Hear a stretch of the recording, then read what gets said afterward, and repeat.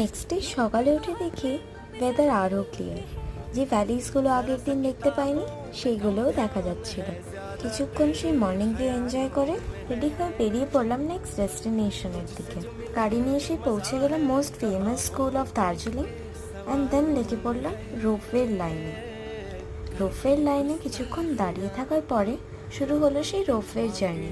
আমি first time এত বড় রোপওয়েতে চাপলাম। ইট ওয়াজ রিয়েলি বিউটিফুল। বলে না সেই বার্ডস আই ভিউ, ঠিক সেরকম।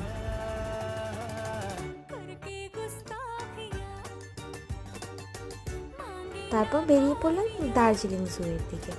বাট কোনো কারণে আমরা সেই জুয়ের ভেতর ঢুকতে পারলাম না, তাই জন্য গাড়ি করে আবার আমরা দার্জিলিং ম্যাল রোডে এসে একটা রেস্টুরেন্টে ঢুকে লাঞ্চ করলাম।